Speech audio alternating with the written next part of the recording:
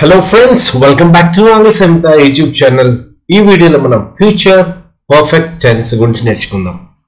Tenses సంబంధించి మిగతా videos grammar playlist లో దొరుకుతాయి. అలాగే కింద డిస్క్రిప్షన్ బాక్స్ లో కూడా నేను టెన్సెస్ యొక్క లింక్ ఇవ్వడం జరిగింది. మీరు మిగతా వీడియోస్ ని యాక్సెస్ చేయొచ్చు.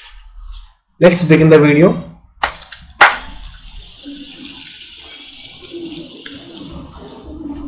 When to use future perfect?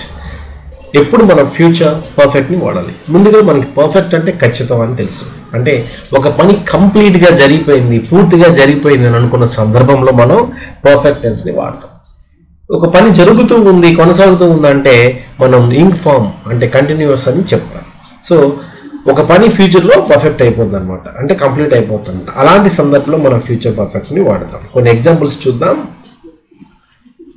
Actions completed in the future. We use it to describe actions or events that will be finished before a specific time or another action in the future. భవిష్యత్తులో ఏదైనా పని జరగబోతుంది అనే ముందర complete అయిపోయినా, లేదా భవిష్యత్తులో ఏదైనా ఒక పని పూర్తవుతుంది అని అనుకుంటే దానికంటే ముందర ఇంకో పని పూర్తయిపోతుందని అనుకున్నప్పుడు మనం ఫ్యూచర్ పర్ఫెక్ట్ టెన్స్ని వాడతాం.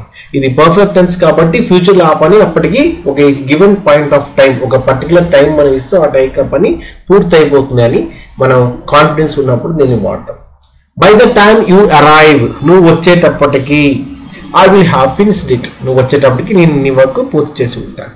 By the end of the year he will have visited 5 countries. ఈ సంవత్సరం అంతానికి అతను 5 కంట్రీస్ తిరిగి ఉంటాడు. We will have planted all the flowers by next spring.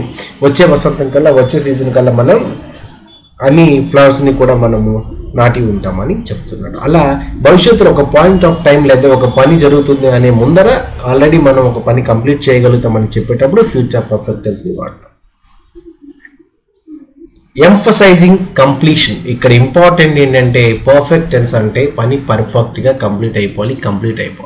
It helps us emphasize that an action will be done, completed or achieved in the future before something else happens. ఏదైనా ఇంకో పని జరుగుతుంది లేదా ఏదైనా ఒక point of time ఇంకేదైనా కార్యం ప్రారంభించబడుతుంది అనే ముందర అప్పటికే మనకి ఎంఫసైజెస్ అంటే దేని మీద మనం స్ట్రెస్ చేయాలంటే పని పూర్తి అయిపోవాలి. Action will be done, completed or achieved.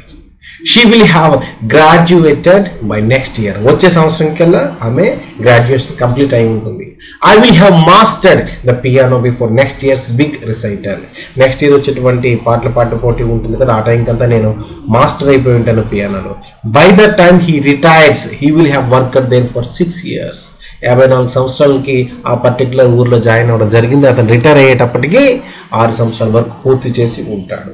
So future పర్ఫెక్ట్లో మన మెయిన్ స్ట్రెస్ ఎంఫసైజెస్ దేని మీద అంటే పని కంప్లీట్ అవటం మీద ఉంటుంది.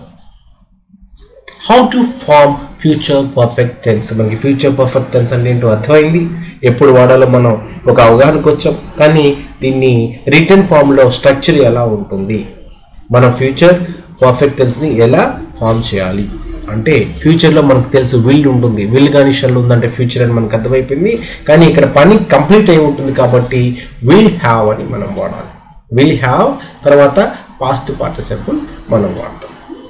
He will have finished the book by Friday, శుక్రవారం కల్లా బుక్ కంప్లీట్ చేసి ఉంటాడు. We will have clean the house before the guest arrive. Guest వచ్చేపాటికి మేము హౌస్ క్లీన్ చేసి ఉంటాం. ఇది పాజిటివ్ ఫామ్లో వాడతాం. నెగిటివ్లో వెరీ సింపుల్, విల్ పక్కన నాట్ పెడితే చాలు, అంతకుమించి ఏం లేదు. విల్ పక్కన నాట్ పెడితే మనకి వోంట్ అయిపోతుందని నేర్చుకున్నాం. వోంట్ అంటే ఏంటంటే will plus not, short and form won't. I won't have eaten dinner by the time you come. నువ్వు వచ్చేటప్పటికి నేను డిన్నర్ తిని ఉండను.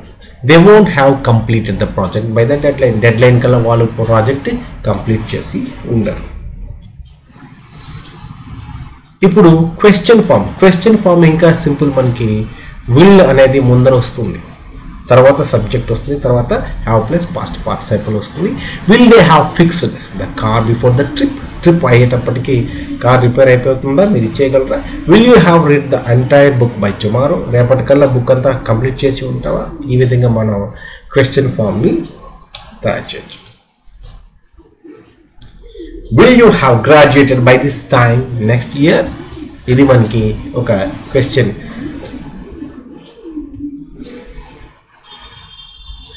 Thank you for watching my video. Please subscribe to Aangla Samhita YouTube channel.